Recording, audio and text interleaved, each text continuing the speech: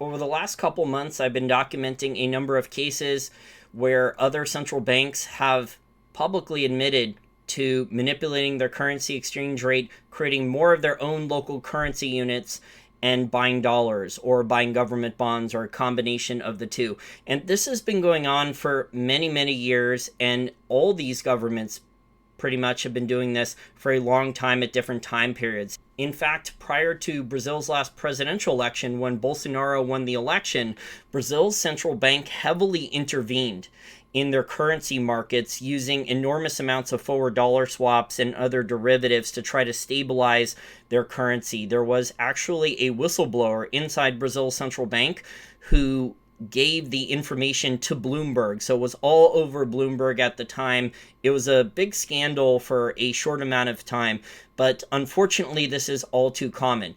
Well, I guess people at the US Treasury were reading a lot of the same Reuters articles with the Reserve Bank of India that I was covering in case studies over the last couple months that I have, because last week the US Treasury labeled Switzerland and Vietnam as currency manipulators and added Taiwan, Thailand, and India, I guess based on that Reuters article, to a watch list of countries it suspects of taking measures to devalue their currencies against the dollar. And I've been talking about this for a number of years, and people forget it or aren't aware of it, but Switzerland's central bank, the Swiss National Bank, actually, when they were running a euro peg, created hundreds of billions of currency units of Swiss francs out of thin air.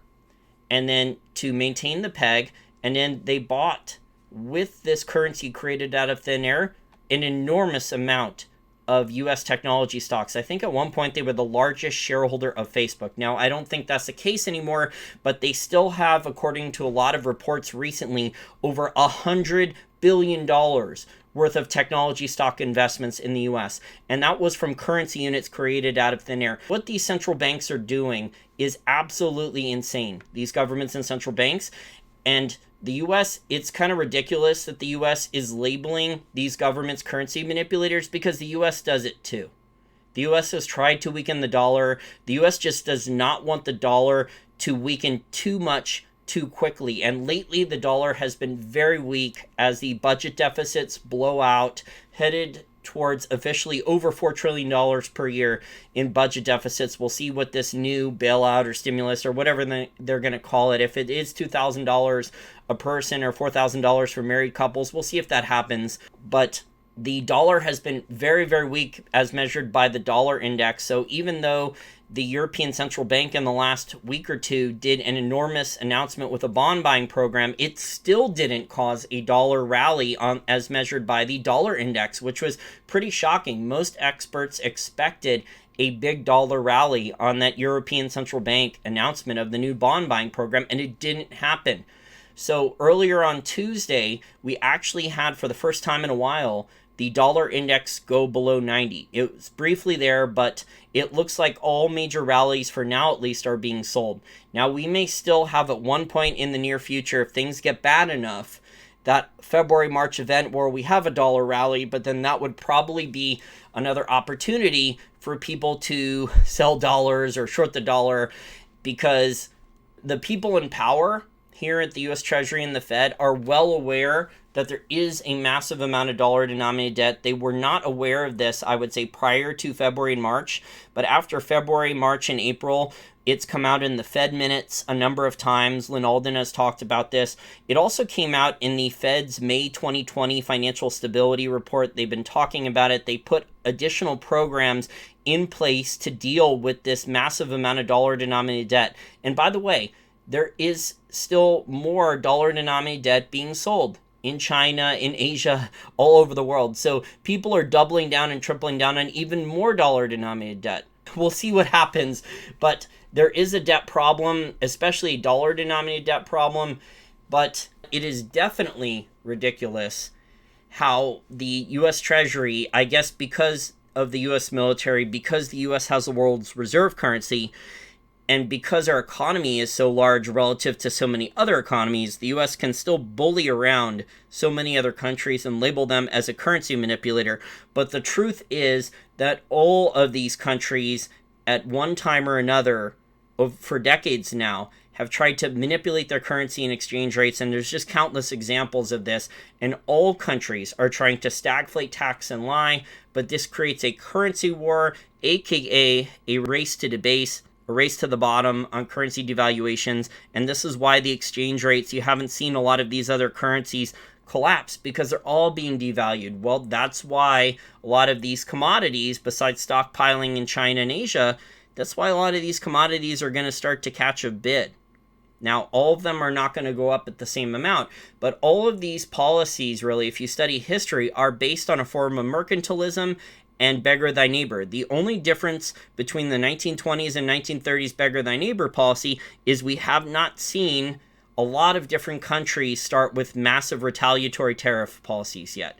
Now, we've seen that to a certain extent with maybe China and Australia, and the retaliation that the Chinese government is doing against the Australian government, and then also with the trade war that the US and China has had. But we'll see what happens when Biden's in the White House, if Biden removes those tariffs. Because Biden, there are still people who believe that Biden's going to be tough on China. I personally don't believe it. Comment in the comment section how you think Biden's going to be on China. Is he going to be weak on China? Is he going to be tough on China? Is he going to bend over for China? But basically all these governments, because the easiest recipe to try to improve your GDP and trade is to weaken the currency to boost exports. And we've seen that with a lot of countries, whether that's India, and China has not had a weaker currency recently, but in the past, China has done that as well. Please consider becoming a patron over on my Patreon and chipping in $5 or more per month, so that way I can continue to do my research and make unique content and be able to make a living. Because with my YouTube channel, my Google AdWords revenues have collapsed almost to zero. My YouTube channel subscribers have stopped growing in the last 9 months. There's no growth there. And my live stream shows have been shut down, and YouTube tech support is giving me all types of excuses, claiming that they did not put a strike on my account, even though I can't edit the title for a live stream show. I cannot turn monetization back on. I cannot even turn live chat back on. That's how bad things are with the live stream show. I have almost 150, and hopefully soon it will be over 150 unique pieces of content behind the paywall on Patreon in terms of well-researched articles. Some of the articles have taken me many, many hours to produce for lots of different topics about gold miners, silver miners, precious metal royalty and streaming companies, a lot of articles about the oil industry and other commodity industries, also global macro related articles. There's also audio podcasts and a lot of stock charts and technical analysis there too. And while you are getting unique content, if I go over 1,200 patrons and I stay there, I will sign up for another live streaming service just for patrons. So I will make this pledge, I will make this promise. If I go over 1,200 patrons and I stay there, so if I drop below 1,200 patrons, the promise is not going to stay. I have to stay at 1,200 patrons and stay there. I will start to do live stream shows just for patrons behind the paywall there. Will require additional capital. I will have to sign up. I think it's $100 a month for another service there to integrate with Patreon, to sign up there and integrate. So that will be an additional added bonus for patrons if you want to take me up on that. But please chip in if you can, as YouTube is basically trying to make this impossible for me to grow my channel or to make a living from making content.